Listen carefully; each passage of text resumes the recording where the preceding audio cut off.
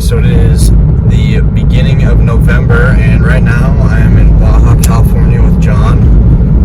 So one of the first few times that I've been to Mexico, and actually the first time that I've actually herped it. So we're going to see what happens. We've already moved a juvenile rattlesnake and a really cool big walking stick off the road.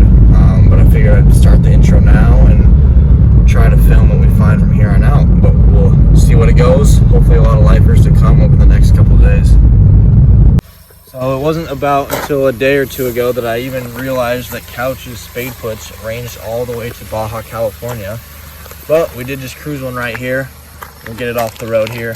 And it's just crazy that they go from Colorado and further east even all the way to here. So I don't know how, but John managed to spot this little guy from the car, probably about 1.5 inches long, a very, very small banded gecko. Not quite sure on what exact subspecies, but it does look unique to some of the other ones that I've seen further up north. So we unfortunately lost a small snake off the road earlier, possibly a juvenile gopher or maybe a night snake. But then we just cruised up on this blind snake, which is really cool. They don't really get much bigger than this. This one is huge here. And once again, I'm not quite too positive on the subspecies, but you got to give me some slack, as we kind of decided that we were going to come down here within the last 24 hours. So haven't had a chance to completely learn all the species down here yet. But this one's pretty cool. We'll definitely look into it after. Something cool about these guys is they got their tail has a sharp little kind of point to the end of it. But we'll get this guy off the road. Okay, so this might be the same species of the juvenile that we saw earlier, although it does kind of look different. But this is a full-on adult of a lower California rattlesnake, which is also more commonly known as Crotalus enyo. And this is just a super, super cool rattlesnake. I mean, it just was super bright in the road, so we were able to see it from far away. But just up close at its face, which will be kind of hard to get with my phone, but it just looks a lot more like some of the pit vipers that you'd imagine seeing in the rainforest and stuff like that. But such an awesome rattlesnake.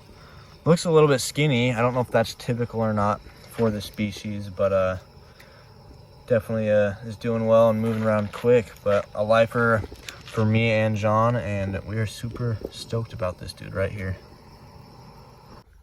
Well, earlier we cruised up on the largest scorpion that I've ever seen. And now we just found the largest tarantula that I've ever seen. There's my shoe, but an absolute unit right here. Maybe we'll see if he wants to crawl on our hands. If not, we'll just tap him until it's off the road. So we are now on a pretty remote island for the next couple of days. There's another herper here named Hector who we're herping with, and we've been doing some flipping. I'll fix this tarp in a second, but a lot of these big scorpions. And then we also did unfortunately miss a coach whip, and then we just flipped another snake that I will show in a second.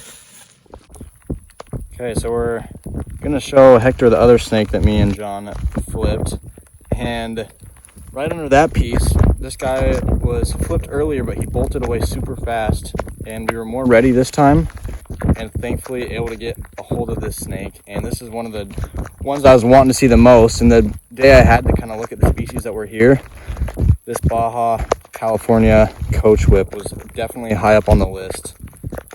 I already love coach whips so much, but just like their coloration here, the black combined with like the white gold that they can have, it's super, super cool. Okay, and this is the other snake that we just flipped. Still got to take some pictures, but I figured I'd take a video. But this is a variable sand snake. That supposedly hasn't been found on this island in a while. A lot of things honestly haven't, mainly just to a huge lack of surveying. Just because it's a huge trip to even get here in the first place. But yeah, really, really cool. It was under a tarp, it's an old trash tarp. And as soon as I flipped it, he just slithered right into the sand. So I just had to break through the sand with my fingers, and thankfully I was able to get a hold of him. But so we were just hiking along a wash for quite a while with no luck. I think it's just because the temps dropped off a ton with the rain and then no sun to warm it up. But you can see the crab right there. And then one right here, just walking along the beach back to the campsite. So at least we get to see some wildlife, no snakes. But from Colorado, don't ever get to see crabs too often, which is pretty cool. This guy did give me a gnarly pinch though. Well, the weather has kind of taken a turn for the worse the last day or so. We've had a ton of rain, and then temps just stayed really cold. We had to leave the island early and kind of resulted in losing a decent bit of time herping. So I don't know if to see too much else. We did just cruise this couch of Spade foot because we're going to be leaving here pretty soon, but still got to see several cool snake species, even if we kind of got unlucky with the weather. But the stuff we saw, a lot better than nothing, and some of those finds super stoked about. We'll get this guy off the road, and it might be the last find of the trip.